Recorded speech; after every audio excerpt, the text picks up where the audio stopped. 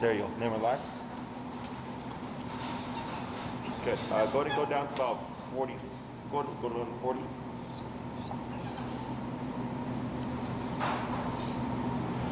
Good. How was your guys' holiday? It was good. How was yours? It was good. Sorry I didn't recognize you the other day. That's okay. I was like, man, afterwards I was like, I look so rude.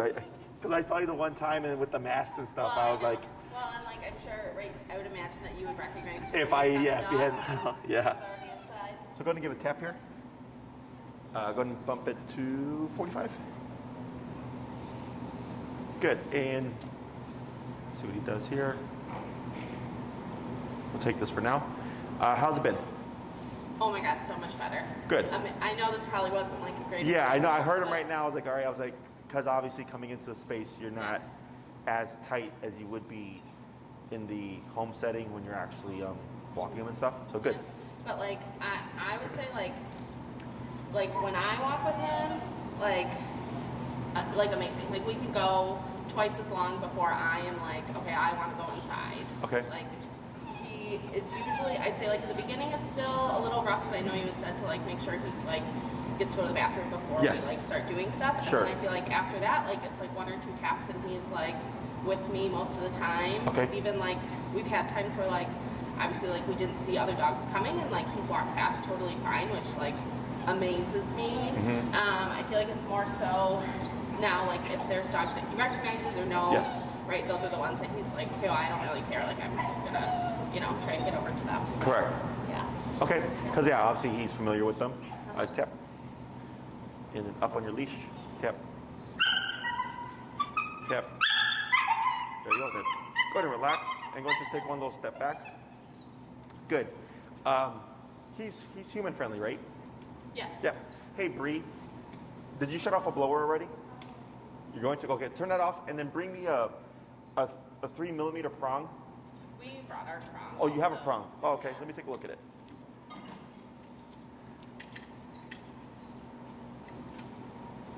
Perfect. We Thank had you, it in sir. this one last time, but I don't know. Sometimes we just go Yeah. back and forth. I think this will help you. Never mind on the prong. We got one here. Okay, so what we're gonna do, so you see how this is uneven? This plate here, you want to be in the middle. Okay, so I'm gonna fix that for you. Thank you. And then here, go ahead and correct this guy.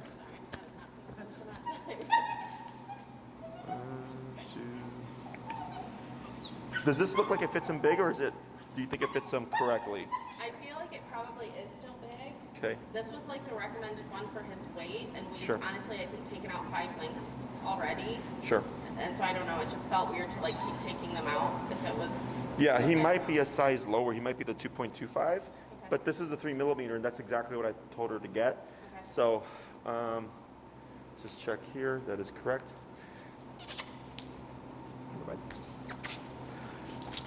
Yeah, this is good. All right. So hopefully. Sometimes I just feel like when we walk him, like it'll slide down. Yeah. So with the e-collar, it'll actually help keep it in its place. Oh, good. Yeah. So what we're gonna do, we're gonna put this here. We're gonna clip this to this here, and then we're gonna take our e-collar, and we're actually gonna place it underneath. Oh, we got a little bit of tree there. Yeah, we gotta get it. No, it's a tree, like a plant. Yeah, it was like a plant thing. There you go. So we'll bring this up top. So you always want the prong above everything else. Okay. E-collar goes just behind it. Okay. So that'll help keep it in its place because of that box. And then when you get a guy like this, you see he's got this loose skin, is I'll pull it down. Oh, okay. There we go. This looks to be a good fit.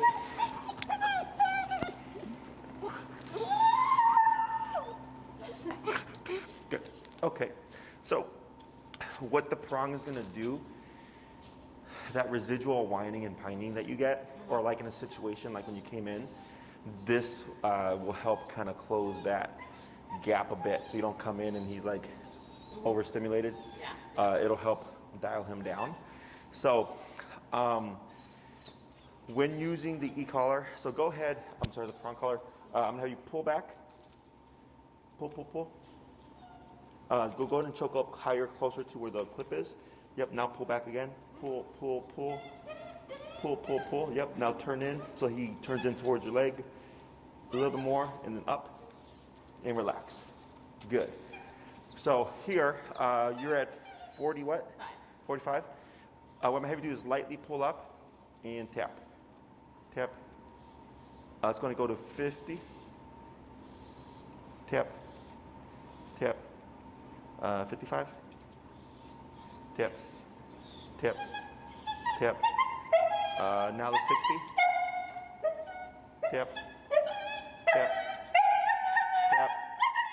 Let's try this. Try going back. Tap. Tap. Now relax. See what he does.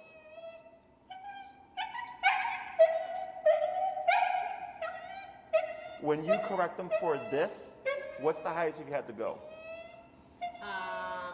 If we're like in I've the... gone up to like 80 before. Yeah. Okay. That was like Yeah. one. Sure. I feel And like then we've done that, like, especially like if there is a dog outside, like that's usually when I've had to go up higher for it. gotcha. And I'd say probably around 50. I've maybe gone up to like 90, but yeah. Gotcha. Okay. So what we're trying to do here is you have 2 points of pressure now. You have your e-collar and you have your prong collar. Prong collar is, of course, physical pressure, and then the e-collar is remote pressure. Okay? So when I had you pull up, it was just to add a bit more pressure to see if the remote could settle him without building him up. But he ended up building up. So then when he got to that really frustrated point, which you landed at 60, which is where you were in the beginning, he became very vocal, and then now he's come down a bit. Okay? So up de-escalates the brain. Okay? Now Physical up? Physical up. Okay. Yep. So like if I have a dog that lunges and barks at dogs and I have no means of control, you'll always see me go straight up. Okay. Now, I had you say, I said now pull, try pulling back. Okay. The reason why I said pull back is you actually 99% of the time don't want to pull back. The reason why I said pull back is I wanted to see if you did that and remoted him, if he would back up a bit to see if he would relax. Okay. Whenever you see away motion, it's the brain settling. So if he was standing and he was really reactive and you pull up, he goes back. So I would categorize that as an away motion from whatever stimulated him. So in this case, I had you go backwards to see if he would backtrack a bit to see if that would help settle him. But then once you release the pressure, it looked like he settled, and then he started to build up again, right? So these are just things that you can experiment with. Yeah. The first thing I almost always go to is up, okay? Because up and back tend to escalate, up de-escalates. Okay, now if I'm pulling back to get a dog to move away from something, that's different. Because I'm trying to get them to move away from something as opposed to just holding them back to restrain them. That's where we start to escalate reactivity. Okay? Questions about any of this so far? So in terms of how tight to make the prong collar e-collar, tighter is better, at least in terms of... In terms of your prong right now, that's the perfect fit. Because you want to have some slack. Because he shouldn't feel anything on the prong unless you're actively communicating through pressure. With the e-collar, where I have it there, when you go home, if you happen to have nail polish, if you want to put a strip of nail polish on it, so that you have the same mark. But earlier, it was fitted at the base of his neck, right? Lower is less sensitive, so you tend to be higher. Higher is more sensitive, so we tend to be lower. So with the prong, it should feel like less work for you. The other thing is when you're trying to pull back and he wasn't budging, and I said choke up closer to the clip, and then you're able to move him, is closer you are to the collar with the prong, the more leverage you have. Okay? So if you ever were to get like out of control, tap, up, good, and relax, good. Up with, I always grab higher to the clip. Okay? Can you see something here? Just this. So here we also have another means of correction, which is the prong. Okay? So let's say you only have the prong on them and not your e-collar. You can also use it as a means of correction. Now when we do prong corrections, people tend, like, so we have subtle, this is subtle, okay? Right, just slightly went up, and then he moves. And then I have corrections. which is the pop like that, okay? So here, if you watch my correction, I go in and then out, okay? Whereas people tend to go up, more up, then down to less up. Does that make sense? Yeah. But there's constant tension here. This should be relaxed, okay? So when I move in, it gives me space to make or create momentum to actually get a correction in, okay? So prong collar, very effective tool. In terms of corrections, you might find it has limitations because if mentally he's at a 10 and the harshest you can do is a 5, you're not gonna match him, right? So then earlier you said you had to go to an 80 at one point. So because of this and its wide range, you're able to match him. Does that make sense? So here, I corrected him 3 times and that last bit was residual. Okay, he has to get that stuff out. You just happen to have a super vocal dog, okay? And then we relax, okay? Just to give you another means, you know, in case you don't happen to have this, or maybe this dies, or you forgot to turn it on or something, you still have some kinds of means of control, okay? And whenever it comes to correcting behavior, I know, especially because he's so vocal and stuff, is we tend to want to fix it as quickly as possible. And you always want to just take your time and not rush through things. Okay? Because rushing or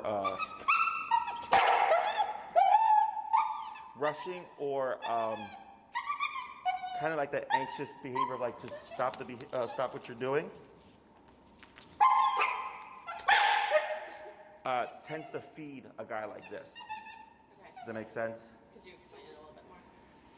So like when people, like let's say he's doing the spiel right now, right? Yeah. And it gets really unsettling. Because like you're out there and you got this dog who's like super noisy and stuff, and everybody's looking at you like, what's wrong with your dog, right? And then you correct your dog. And then you feel rushed because you see eyes on you. So you're like, dude, just stop it. Right? Just like cut it out, right? Is we tend to do more. Because we're getting frustrated and we just want it to stop. But really I'm taking my time. I gave him 3 corrections just now, but I gave space for him to resolve the issue, right? And right now we're in my facility, so I don't feel rushed. But yesterday, if you think this is bad, you should have seen the dog ahead yesterday, okay? Were you here for that dog, Bree? Utah?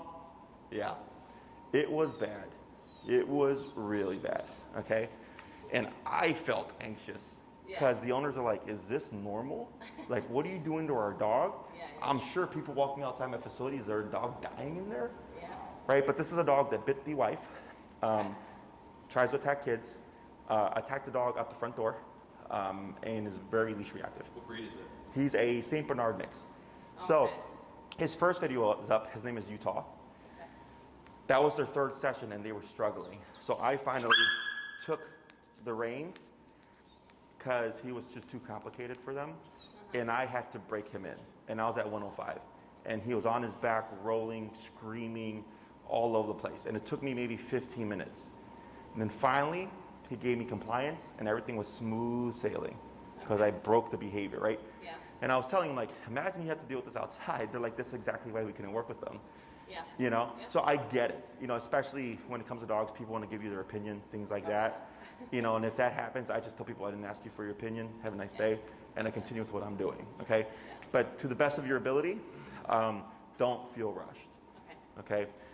If you feel like you're frustrated or you're overwhelmed, stop, take a breather, okay? Give yourself a few seconds to decompress. You can let it go, just go home, okay? If he wins a battle or 2, not gonna be super detrimental, okay? As long as you win most of the battles, you're fine. But the reason why I say to just cut it there is because 1, you lose motivation, right? Just like this isn't getting anywhere. Or 2, that frustration starts to come through the leash, right? And now you're being more forceful. Now you're being more, you know, you're yanking, you're angry and you're frustrated, right? That energy comes across and that energy is what creates issues. So I just corrected them going on like 8 to 9 times harshly, you know, or like medium harsh right now, right? To get this. But my energy never shifted. Right? I'm neutral. And it's easier for me because 1, he's not my dog. Okay? So I don't deal with him all day like you do. 2, I'm in front of you guys. I'm also in front of my camera. Right? So, and when I first started training, I used to get frustrated too. But I was like, well, I can't get mad at the dog because one, not my dog. Two, the owner's gonna be like, I'll tell you, don't get mad at my dog. So it's taught me patience over the course of 10 years. In your case, his reactivity and all that stuff is out the norm. Okay, just like the Utah dog, like he's he's a once a year type of dog that I get. Okay, so in your case, you're lucky because he's a social dude. He's just very loud. Yes. Okay. So here, with 8 to 9 prong corrections and being consistent, I've now created the energy that I was wanting. Does that make sense? Yes. So sometimes it can also be just the correction that you're using. E-collar, I've had a couple of cases where it'll escalate things a bit more. So then I'll shift to a different form of correction, and that I'll use one style of correction for one behavior and this for a different behavior, because I find that they work better that way. In most cases, e-collar will address everything, but every now and then I get a guy like this who needs just a couple more options. Okay? Yeah. Questions about that? So obviously you've been standing still while correcting. If we're on a walk, is it also fine to use a prong correction on a walk, or is it better if we're standing, or does it not really matter? What are you correcting? Is it the vocalization or is it obedience?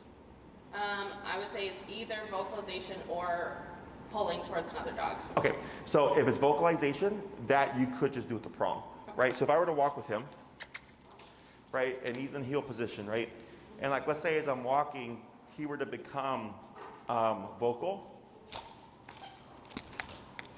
I would keep the movement and then just correct. Okay. Now, very important that when we do this, the leash prong, you see this here, is on the inside. Okay. So then I can correct him as I'm walking, because you're not correcting him for obedience, you're correcting him for behavior. Right? So you would keep with what you're doing, and then when he becomes vocal, you just pop on the leash, but you keep moving. So then he starts to associate it's not for the walking stuff, it's for the barking stuff. If it's obedience, for instance, like pulling towards a dog, the easiest approach at this moment is you turn off to the side where the grass would be. So pretend this is the curb. This is that about 2 to 3 foot grass that most sidewalks have. That's your sidewalk. I'm outside with him like this. Okay, it's easier to control reactivity or that vocalization when you're stationary. Okay, so we're facing the stimuli because you're going to see it, and then he's learning. He can see this happening and not be wound up. Does that make sense? Then once you get this down, it could take a couple of weeks, 2 to 4 or whatever, and you're like, man, any dog, friends, dogs he doesn't know, high energy dogs, whatever, can pass by and he's calm. Then you progress to walking past dogs. Okay? So this is, and when I deal with reactive dogs that lunge and bark, it's the first thing I always have people do. So when we step aside, I shorten my leash, so I'm right here. So in case he gets overwhelmed and tries to lunge, he's not going to get far. Plus, if I go up, you see how quickly this happened? But if I'm over here, this, and then he has this much range to go this way, okay? So I shorten it, relax, not like this, because this creates problems, like this, okay? If he lunges, I pull straight up, I remote correct for the behavior. He relaxes, I relax myself. If he's still vocal post the stimuli, you can try this. Or it could also be, because you said you went to 80 once to stop the reactivity in the home or something, is that could actually be the number. So I have a case, and actually, if you remember, hey Bree, would you send me an email and make a note to send Anna, correct? To send Anna Malachite's video, please. So Malachite is another case that I had that was super vocal, and we did everything. We did the approach, all the steps, nothing was working, and obviously my job is to stop the behavior. So one day she just came in, she's like, Jesse, she's still super reactive. I go, okay, 127. And then we brought dogs out. And boom, 127. And she was just as vocal as this guy. Boom, like that. And then I didn't see her for 2 to 3 weeks because she went out of town or something. And when she came back, I was like, oh, how's it been? She's like, oh, night and day. She's like, now it's not even an argument. Whereas before, it was an argument all the time, right? So we're not quite there yet. But I'm thinking if you're struggling with shutting down the reactivity, but you noticed 80 shut it down one day, fairly easy, one tap, then I would go out on 80 one day and see how easy is it to stop him with that level. Okay? So there's a number of options. It's just finding like what's going to be the easiest, because it should not be an argument. Yeah. Okay? So once you find the appropriate correction to him that he doesn't want to argue with, it's going to be like that, ideally. Okay? I do get my extremes, but I don't think this is that. But it should be like, oh yeah, 80 is his weakness, or maybe even prong could be his weakness. Yeah. Once you figure that out, you'll learn how to, where to go in those moments. Okay? Questions? No, that was actually very helpful because we had already, like, I would already most of the time pull off and do that. Uh-huh. But I was like trying to use a slack leash and like just give taps. Uh-huh. And I was having a hard time because I was like, I don't know how reactive he's going to be to each dog, so I don't know if I amp it up just preemptively. Correct. You know what I mean? But this makes a lot more sense. I feel like it would give me more control in the moment. Correct. And the part, like, this is like an experiment, right? Where most people think I come in and it's like 127 and zap, zap, zap, right? And I go, sometimes, but I don't know that till like mid, like later on, because we try all these other approaches first. And we see, does any of that stuff work? And if it works, perfect. If it doesn't work, then I go, well, we also have 127, okay? Because dogs bite each other. That's the ultimate correction for a dog, is biting, right? So even though we have a prong, even though we have the e-collar and stuff, and you can max it out 127, whatever, and it will never match the damage of a dog bite, okay? But we can get as close to it as possible in terms of discomfort with these kinds of tools, okay? So here are all those corrections that I've given him, and you can see how he's now just settled, okay? Now, prong corrections, it is a skill, which is why I like e-collar, because it's just press a button at a number, okay? So if you find like this is not as effective in terms of correction, that's fine, but definitely in terms of control, it will give you much more leverage, okay? Other questions? All right, so I'm gonna go ahead and hand them back to you. So what we're gonna cover today is, let me have you just do a quick review of your leash walking. Okay. And then if you need to adjust your number to an obedience level, please feel free to do so. Okay. And whenever you're ready, just move, yeah.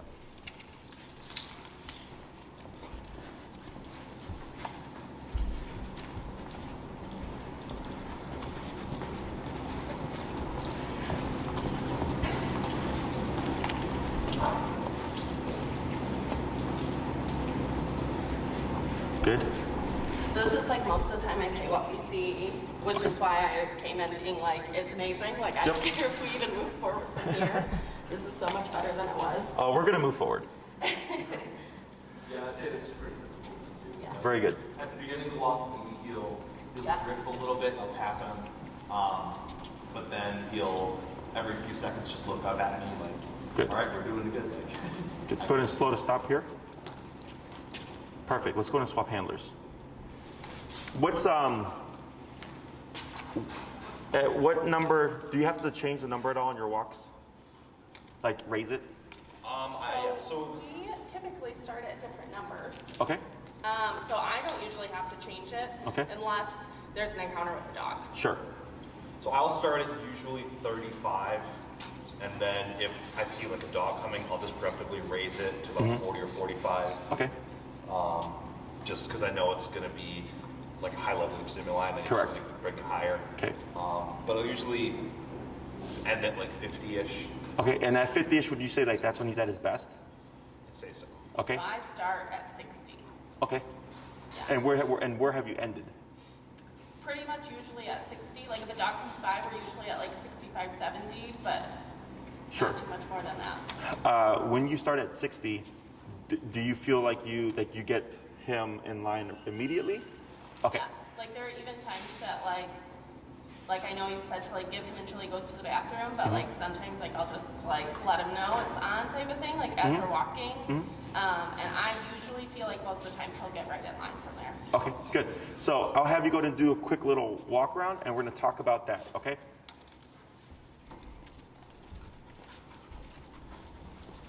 Go relax your arms. There you go. And go ahead and give him a little bit more slack, like a foot of slack. There you go, perfect.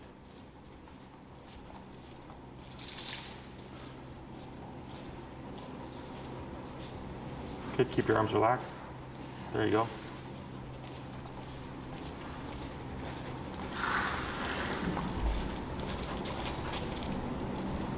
Okay.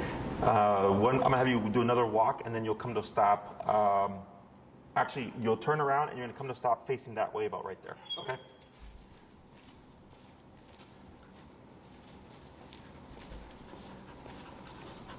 Right there. That's good. Perfect. Okay. So, when we do the walking stuff, like I said earlier, it's like an experiment. If you're trying to find what's going to be the appropriate numbers and stuff, is you just gave me a lot of good information. So the reason why we start low and we work our way up during that first week is if, let's say you started at 15 and you always ended at 60. And you said, Jesse, it's always a little wonky in the beginning, but once we hit 60, it's perfect. And you've done that consistently 3 times a day for 7 days. You found that pattern. What does that tell us? You start at 60. Start at 60 now.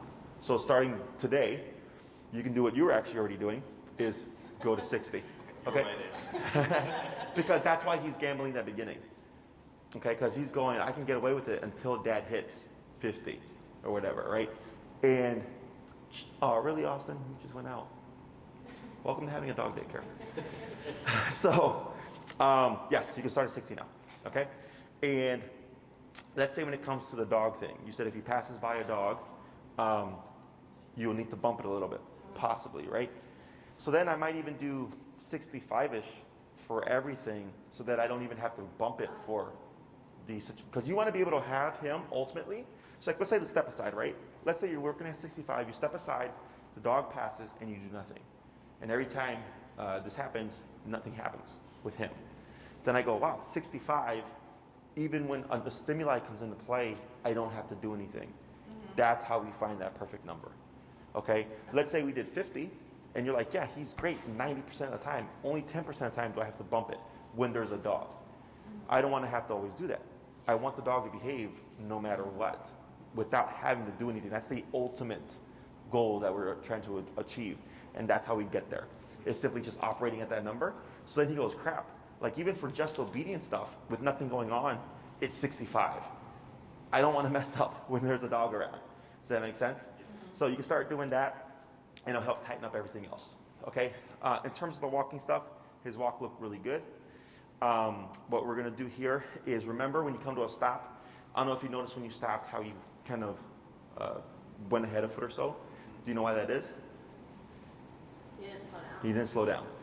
You stopped abruptly. Okay? Because I got those questions wrong last time. So, and that's why I asked those questions, because people retain things better. Yeah, you didn't slow down. Okay, so again, like with driving, we want to slow down before we stop, because if you just hit the brakes, whoever's behind you is going to crash into you, right? And that would be your fault. But if you pumped your brakes, flashed those red lights, and said, hey, I'm coming to a stop, and they crashed into you, that is now their fault, right? So it's all about communication. Hey, Bree, Austin peed in here. Austin peed. Same thing for the turns. So what we're going to do now is we're going to go ahead and name this, and we're going to call this, go ahead and correct them here with your prong. Yep, go ahead. Right. So right there with that correction, do you think he learned anything? Probably not. Okay, why? Did it go hard enough? Yeah, so here you go in and then quickly out. Like this? Yes, and you go to the point where you feel the contraction, and then once you immediately feel it, you would ease up on it, okay? We're not going to correct again because there's nothing to correct for now, but this is why prong, I say, takes more technical skill. Again, if you find it's not that effective, we still have the remote just at a higher number in terms of corrections. Is that something that just practice to learn, like just how it's Yeah. really hard? Yes. Because obviously I don't want to hurt him. Oh, you're not, so, because that's, again, that's why remote's also easier, because there's a disconnect, right? You're not physically doing anything, your dog's just pressing a button, right? But with the prong collar, it's you actively doing the correction. And did I send you the bonker videos? I did that once. Okay. It scared me. Yeah. Because I didn't know about it. So bonker is like the hardest for people because it's very physical, right? And it's for me, like I told you about this, right? Yeah. So for me, I have no problem correcting dogs because I know dogs have no problem correcting me. Yeah. So I get it. It's a psychological thing. As you do it more, it just becomes like whatever. Yeah. But unless you were to hang them for like an hour and a half or something on a prong collar, you're not gonna puncture him or hurt him or anything like that. Oh, so he's gonna be fine. Yeah, so this is, because you have a Hermspringer collar, they're rounded prongs. Cheaper models, like you can get at PetSmart or whatever, they're cut, flat cut. And what happens is it leaves sharp or sometimes metal that's not fully smoothed out. Those can cut up the dog because of their cheap quality, okay? So you don't have to worry about that. Unless you misuse it, nothing should happen. I had one dog in 10 years, the chain pinched the dog's skin and like it cut him a little bit. And I was like, that's once in like 10 years, like, okay, shit happens. And the dog was fine. So what we're gonna do now is we're gonna add the verbal heel command. Heel is what's gonna turn everything on. So technically, if you go outside and you don't say anything, he can do whatever he wants, okay? So what we're gonna do here is we're gonna add a couple of formalities. We're gonna cue the word heel first, and then you're gonna move forward with your left leg, okay? So dogs have a wider peripheral range than we do. So if this is your leg here, and you walk, Milo sees that, okay? So in more advanced training, left leg means walk with me, right leg means don't move, okay? Sounds super fancy, but really all we do is just every time we work with the dog, when we walk, we always start with the left, and when we tell them to stay, we always start with the right. And eventually over time, they learn that pattern, okay? So what I'm gonna have you start with first is you're gonna cue the word heel, you're gonna move forward with your left leg, you're gonna walk for a bit, then you're gonna come to a stop, and what are you gonna wanna do before you stop? Slow down. Okay, and you want to slow down at least 3 steps. More is perfectly fine. Once you come to a stop, we're also going to have Milo sit. Now, you're not going to verbally say sit. Did we cover this last time? No, but I know that all of the other dogs in the building do that. Correct, right? So when you come to a stop, if Milo does not sit, I don't know if you saw me earlier, I pulled up, pushed down on his butt, and you can tap on the collar, and once he gives you the sit, you praise. But we will not say it, okay? Because sit is built into the command of heel. Heel is a package. Walk with me, stay with me, sit when I stop, okay? Because if you say sit, then technically if you stop and you don't say sit, he doesn't have to. Does that make sense? And this is meant to be an automatic response. Now, in this season, especially when you're in the snow, is if, like, let's say Milo doesn't like sitting on the snow because it's cold and stuff, I don't worry about reinforcing it, okay? But let's say you take him for a walk to Home Depot or like PetSmart or something, you can definitely reinforce it in there because it's, it's fine. And then come the springtime, when it's nice and it's getting warmer and he's able to sit, I then make sure he does sit in those conditions, okay? Every now and then, let's say with Milo, because of the reactivity stuff, he doesn't like sitting on the snow because it's cold, but at the same time we're struggling with reactivity. It's like, all right, buddy, well, if you weren't being such a brat, we wouldn't force you to sit in the snow. But because you are a brat, unfortunately, this is what it's going to be, okay? Is that we can't have both. Of like, we're gonna not enforce it, but then expect him to not be reactive. Okay, it's like a trade-off. So we'll see how that works out. But we'll start with first that heel cue. You're gonna cue the word heel, move forward to your left leg, walk for a little bit, slow down, come to a stop. He should automatically sit. And then you're gonna cue heel, and then again, move forward to your left leg. Okay? Heel.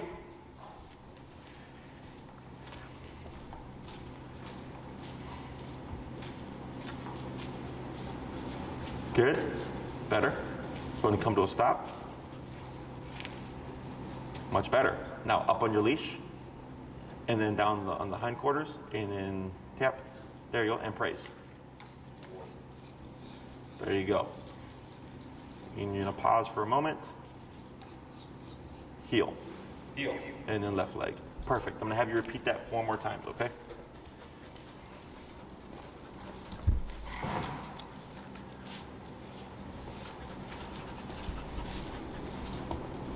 Good. So we don't do anything there because he sat by himself. Raise him? Okay. Yep. Yep. Heel.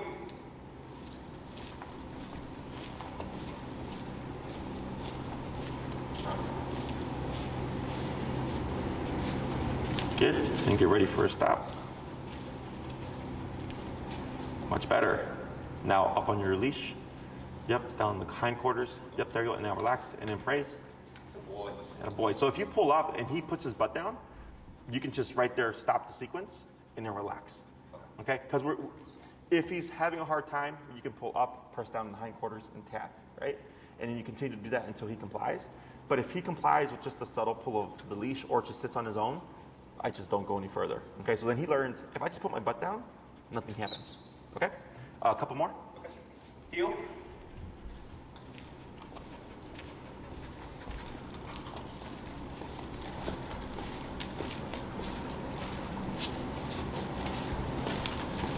You're ready for a stop? Yep.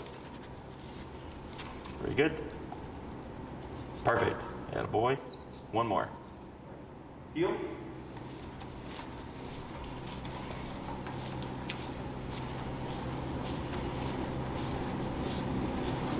Good, and get ready for a stop.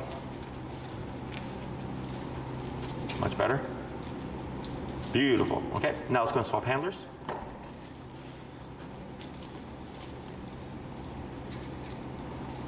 And you're gonna do the same thing, okay, Anna? Okay. Heel.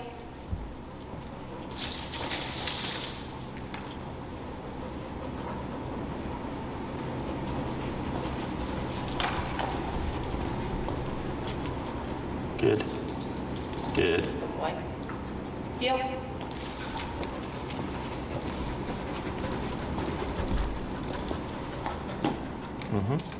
Good. 3 more. Oh, Heel. Yep, it's okay.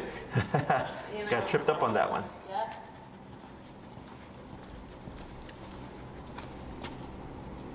Good. 2 more. Heel. Just look at that big old smile. Good. 1 more. Heel. Good.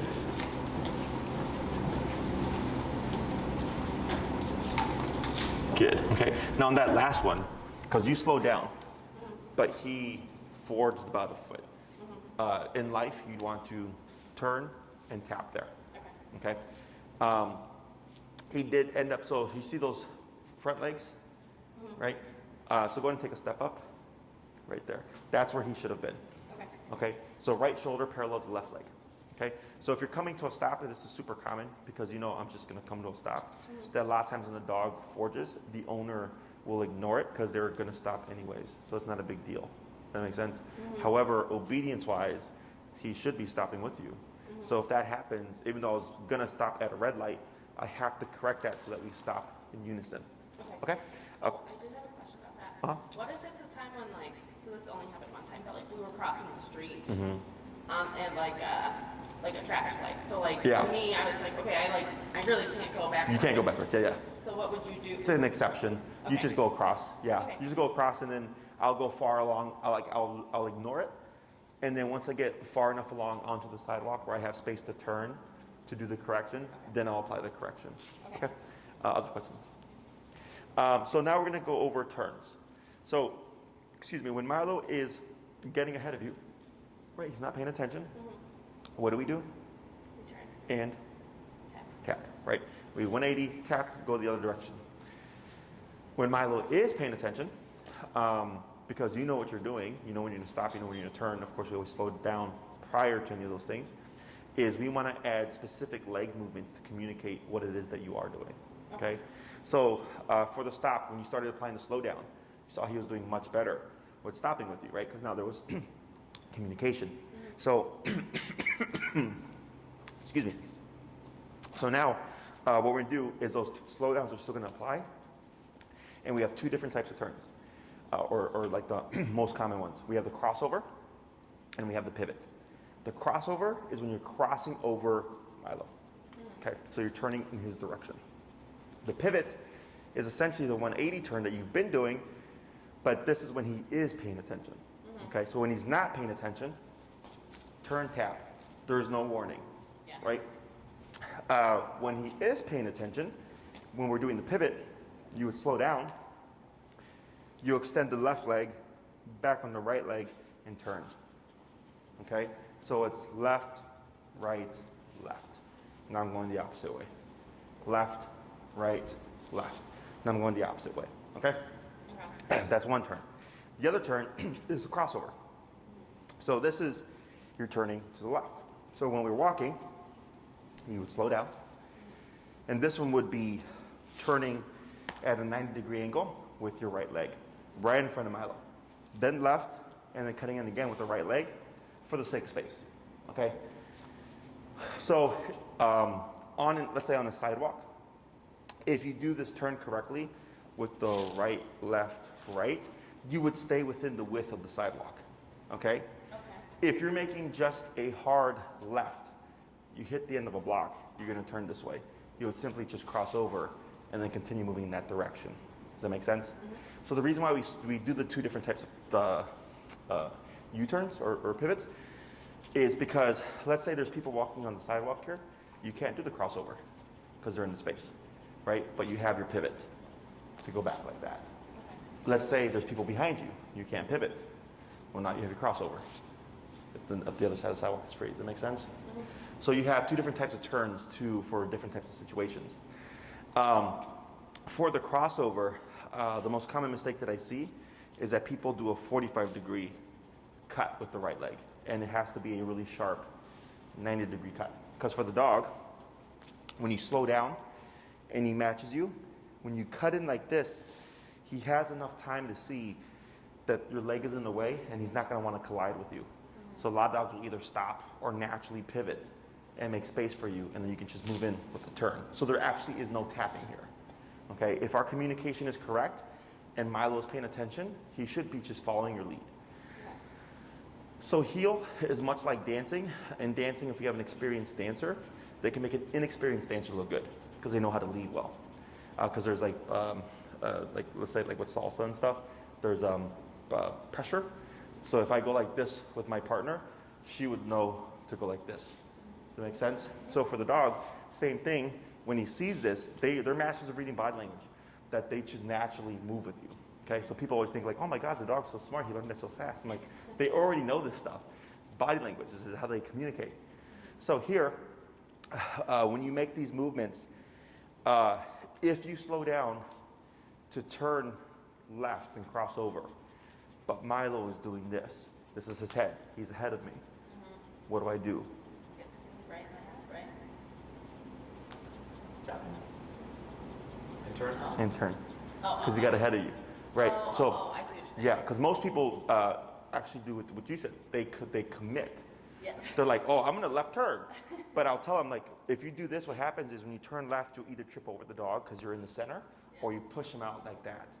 Okay. So what we would do is, my intention is the left turn, but he's getting ahead of me, so I'm going to pivot tap to line him back up again. Okay. So whenever he gets out of place, by default, you always turn and tap to correct him. Okay, because he should be following your lead. And the more you do that, the less you'll have to do that over time. Okay, so we're going to start off first with the crossovers, because that's the hardest. Okay, so while you're standing with Milo, go ahead and just turn like this with your right leg. Then go forward with your left leg, and then turn with your right leg again. That's your crossover. Okay, so now you're going to apply that, but you're going to apply that while you're in motion. Okay, so when you're ready, heel. Yep.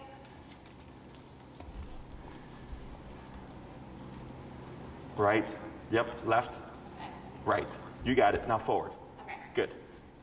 So at the beginning then, while we're working on it, is it fine if, I feel like his nose is like right off my leg. Yes. I think that's, okay. Yes. That's fine. Yeah. He was good. All that was good. So right, left, right. Beautiful. 3 more. Right, left, right. Now that one you didn't slow down. You just went into it. Yeah. Remember, slow down at least 3 steps. Because now you're thinking about a lot of stuff. Yes. Right, left, right. That was a much more natural one. Very good. Let's try 2 more.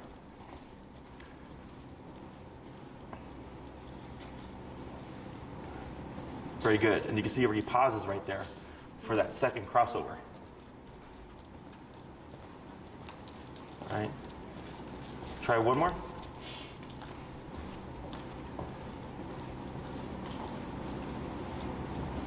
Left, right. Now slow to a stop. Right, now up and relax. Very good. Okay. So one thing that I saw is you stutter step Yes. a couple of times, right? Where you're getting ready to turn and you kind of do this and then you do this.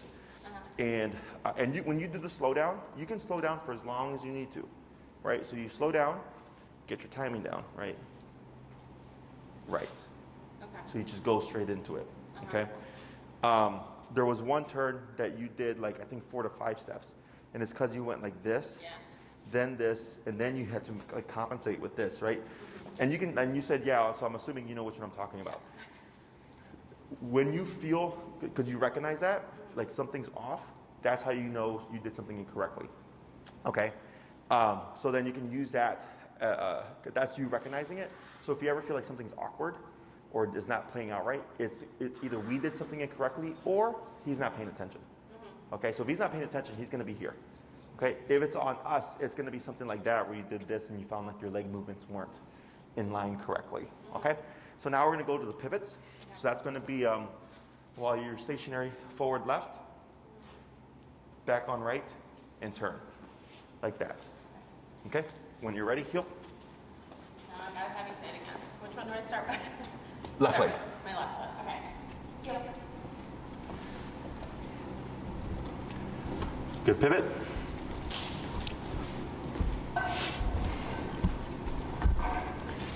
Good, yep, there you go. Good, a few more.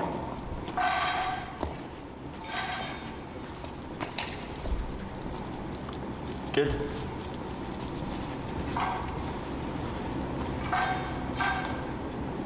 Good, I'm gonna have you do 2 more.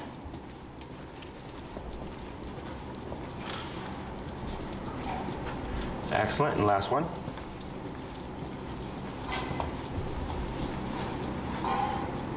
And slow to stop. There you go. Perfect, okay? Better. So now, before we switch, what we're gonna do is I'm gonna have you switch between those turns randomly. Okay. But you're gonna pick and choose. Okay, so you're gonna do your crossovers and your pivots. If he's being mindful and paying attention and your communication is clear, there should be no remoting here. Okay. Okay, go ahead. Heel.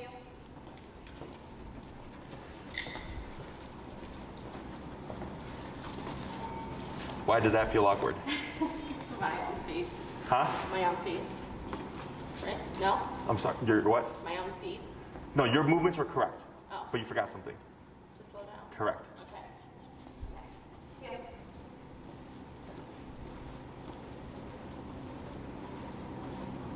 Perfect.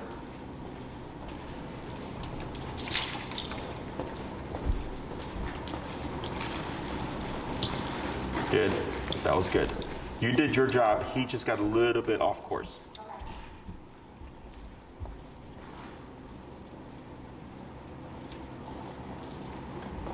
Good.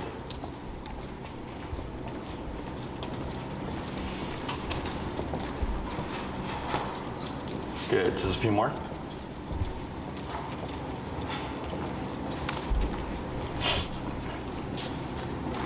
Good. And if you have to power through like that, that's perfectly fine. Okay. Okay. That makes him actually more aware of what you're doing. Good.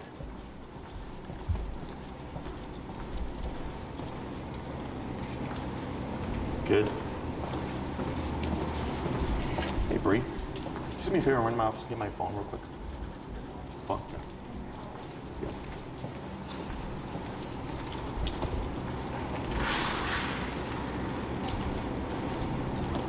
Good, and come to a stop when you're ready.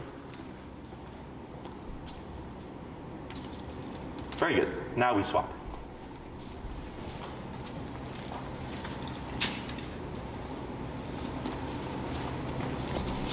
Questions? So when we do the 180 turn, do I want to tap them or should we? So with these movements, there technically is no tapping. Okay, so I think I know why you're asking that. So you only tap with the 180 pivot when you're doing it randomly, when he's ahead of you. If he's at your side and you're slowing down so that he can turn with you, you don't need to tap. Okay, now if he's not paying attention and veers off course, then yes, you would remote him. Okay, and then go ahead and give him a bit of slack here. There you go. And then so when you're going to correction mode, you going up for leverage there is fine. And then when you go into training mode, you want to give that slack. Okay? Go ahead. Heel. And we'll start with the crossovers first, okay? That's the right, left, right.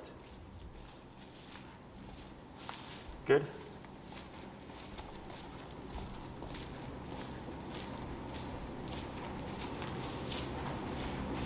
Good. Now go ahead and come to a stop. What are we forgetting? Slow down. Yes. Okay. Again. Heel.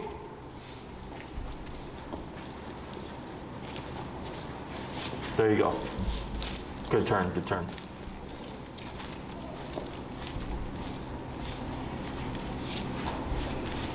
Good.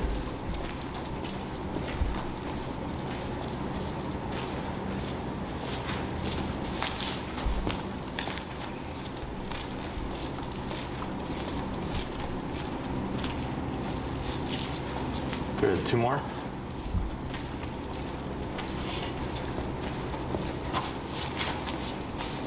Good, last one.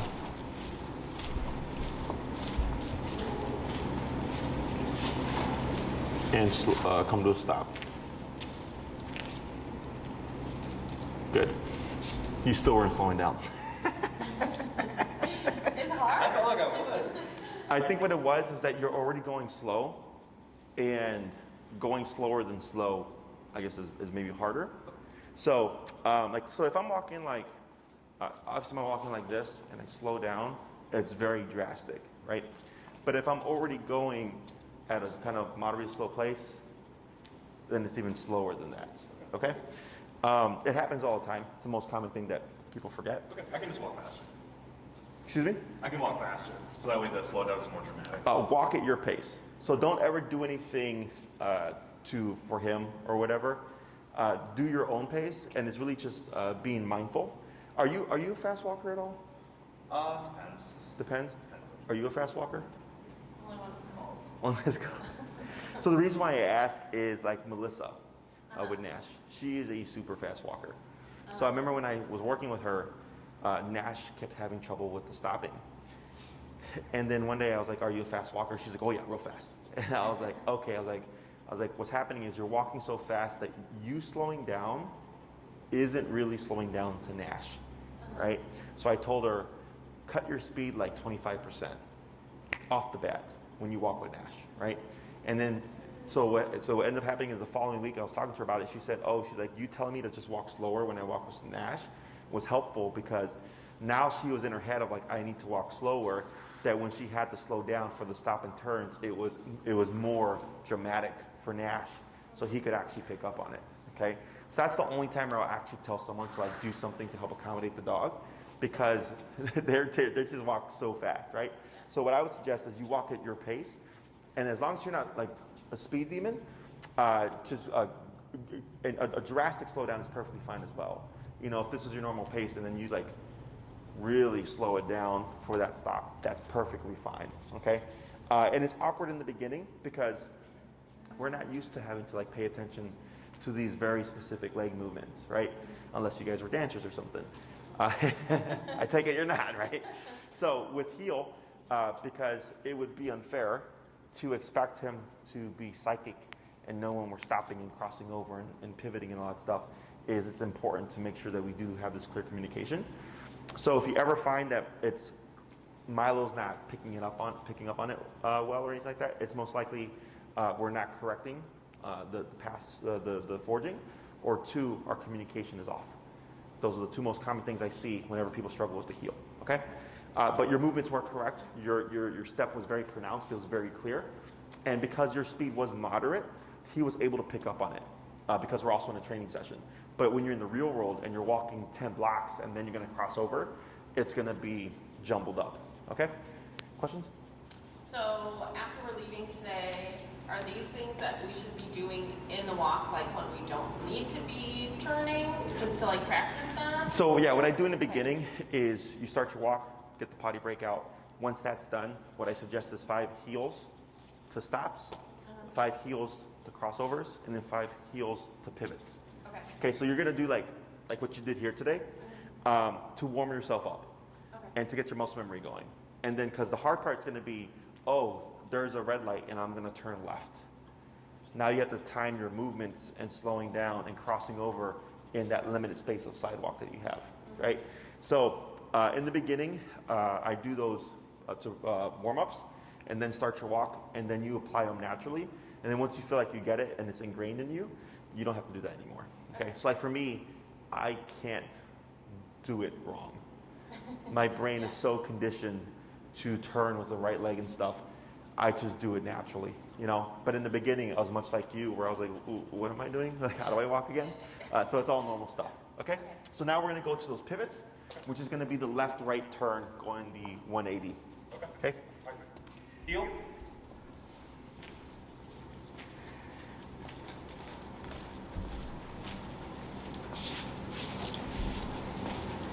And for this, I need to slow down too.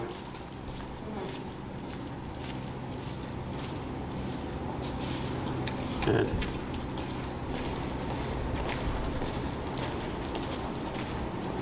Better. That's a better slowdown.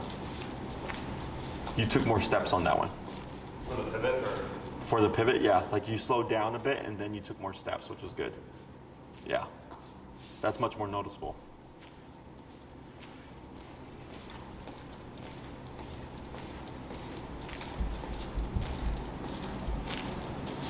Good, and then one more.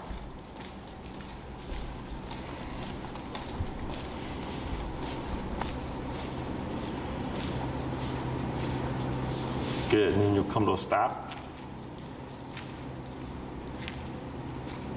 Perfect, and then up on your leash.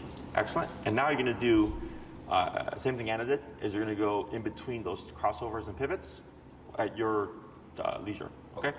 Okay. Heel.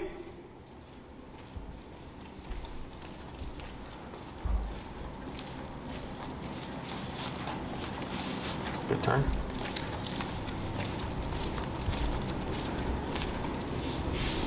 Good.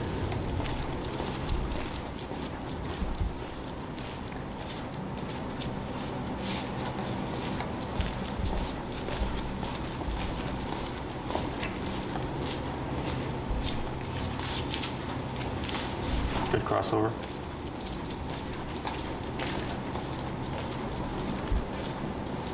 Good pivot.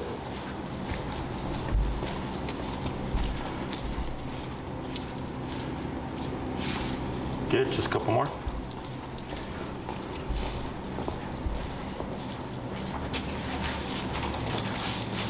Good, and last turn.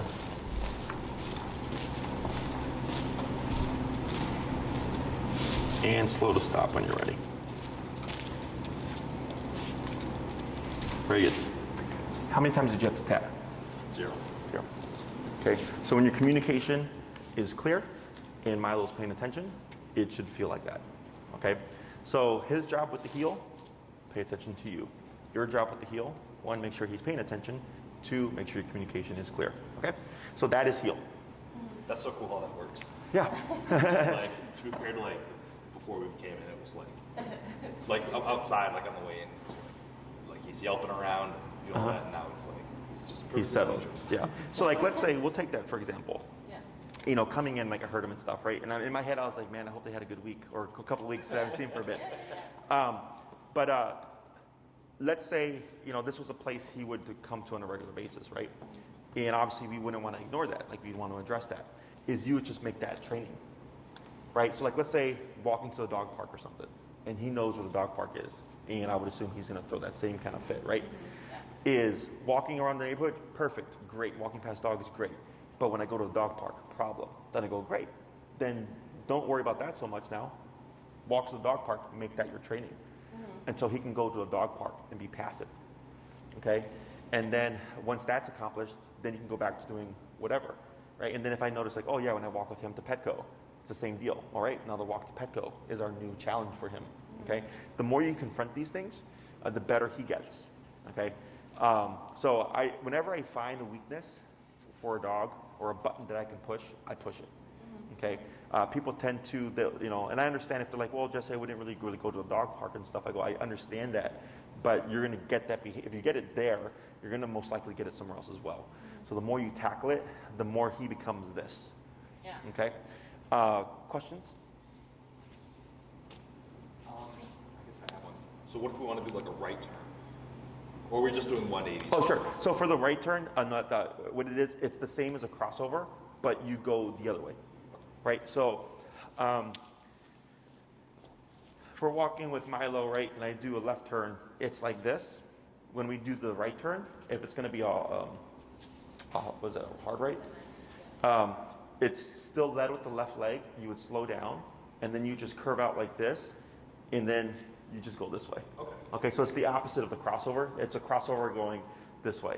So if we walked Milo on the right side, your crossover actually would have been this, as opposed to this. Does that make sense?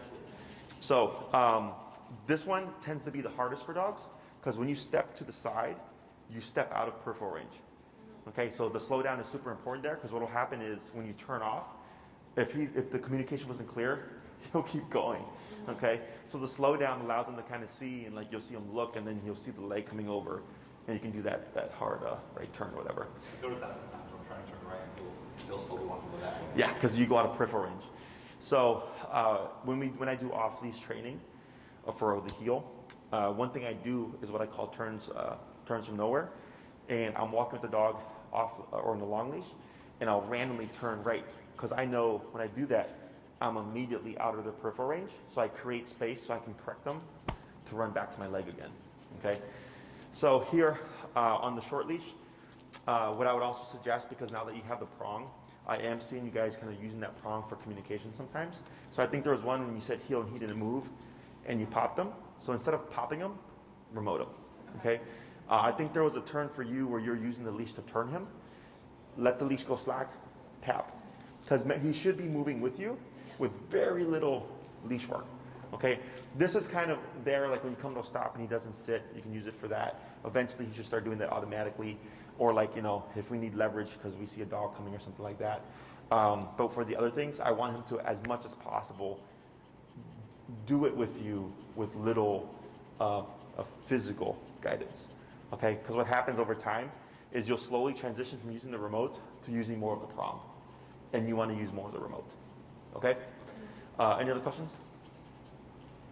All right, good job, guys. So next class, is there anything particular that you'd like to cover?